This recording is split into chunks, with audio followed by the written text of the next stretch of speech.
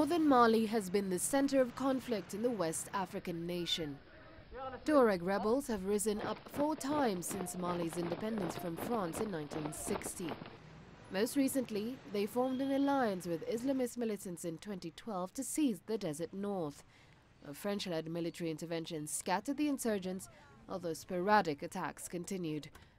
And now many hope the landmark deal that is set to be signed by the rebels will end years of unrest. It's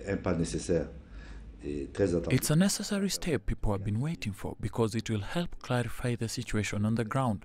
Violence has increased in the past months. The situation is unbearable for everyone, for the population, for the UN forces and for the government.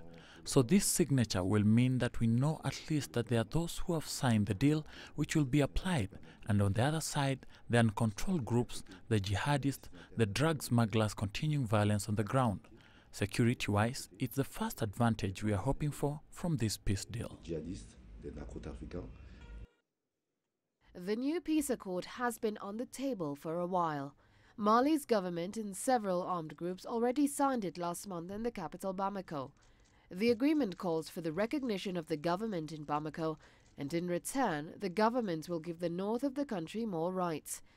Despite this positive move, fears have been raised that the truce might just be dead in the water because of a recent spike in violence. The re-establishment of security after the signing of the peace agreement is not so obvious. In 1992 already, there has been a national pact which was signed here between the government and armed groups. And after this national agreement, fighting continued for 3 years. And the fighting even gave birth to the movement Ganda Iso that still exists to this date to defend the sedentary. So it's to say that signing the peace agreement, it is a step, but a single step in what follows. Mali was shaken by a coup in 2012 that cleared the way for Tuareg separatists to seize towns and cities of the north. Maria Galang, CCTV,